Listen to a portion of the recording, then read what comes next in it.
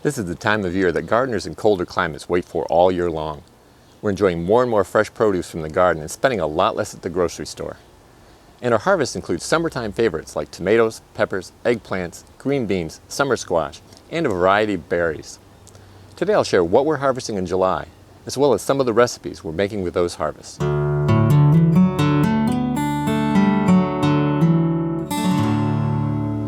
We're currently harvesting a very wide variety of crops. So rather than try to list them all here in this video, I'll share a number of recipes we've made in July and the garden ingredients used to make them. Please see the description for a complete list of everything we're harvesting in July, as well as links to all of the recipes. The first recipe is a simple but delicious Asian cucumber salad. You never know what crops will do especially well in a given year. This year our cucumbers are definitely a standout. We're growing straight 8s and have so many of them that I've had to get creative with new recipes to keep up with the harvest. This spiralized Asian cucumber salad was easy to make and delicious. The recipe also included cayenne peppers and onion greens from the garden, plus ingredients from the store, including cilantro, rice wine vinegar, honey, and sesame oil. The salad has a mild sweet and sour flavor, plus a little kick from the cayenne pepper. For the same meal, I made a vegetarian Szechuan stir fry. I started by harvesting a black beauty zucchini from our vertical zucchini plant. I then harvested a variety of beans. I started with Kentucky pole beans, which are producing so fast we can barely keep up with them. I then picked purple bush beans and finished up with purple pole beans that are just getting started and are growing up the hoops of our hoop house. I then picked a variety of cherry tomatoes and a big rainbow tomato. This tomato is small by big rainbow standards, but a pretty good size for us given the limited sun in our garden.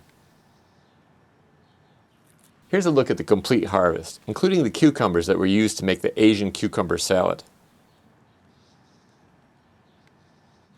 And here's the delicious vegetarian Szechuan stir fry I made from the harvest. The dish also included garlic and cayenne peppers harvested earlier, and tofu, ginger, soy sauce, and rice from the grocery store. Next, we have a good example of how you can make a variety of dishes from the same basic ingredients. In fact, this next recipe has the same ingredients from the garden as the last one, plus we added potatoes. Before getting to the potato harvest, let's look at other crops harvested for the dish.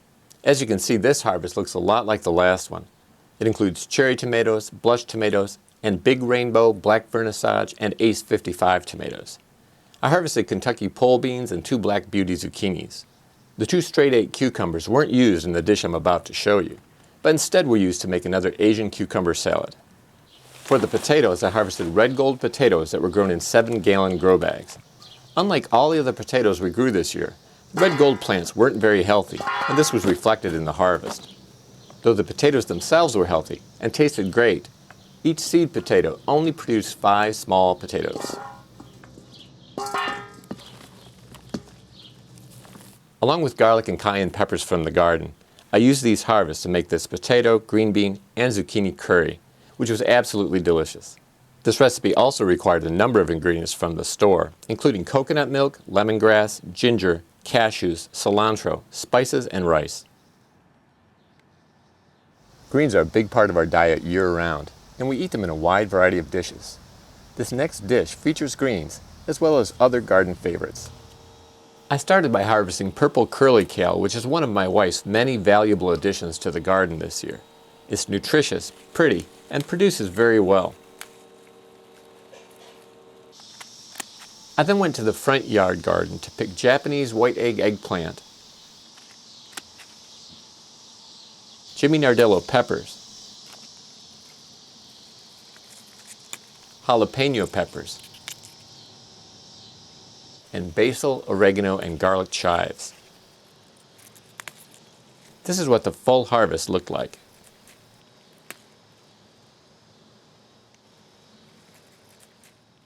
I combined these ingredients with garlic and tomatoes harvested earlier, and pasta, vegetarian Italian sausage, olive oil, and cheese from the store to make this dish, which is one of our favorite garden pasta dishes. I mentioned earlier that we've had a bumper crop of cucumbers this year. I've been looking for new ways to enjoy them. This Greek cucumber salad is now one of our go-to recipes. This delicious salad includes cucumbers, cherry tomatoes, oregano, and Jimmy Nardello peppers from our garden, and lemon, onion, feta cheese, Kalamata olives, olive oil, and salt and pepper from the store. Today's last recipe is a simple, delicious dessert made from fresh garden berries. Many of you have asked for a better view of our blackberry patch, so here it is. As you can see, it's a bit of a mess. This isn't how you're supposed to grow blackberries, but it works well for us. And this year we've had an amazing harvest, the best since 2013. We've picked blackberries every day for the last few weeks, and we still have lots to pick. I made a very simple, delicious blackberry sorbet with the harvest. All I needed from the grocery store was lemon and honey.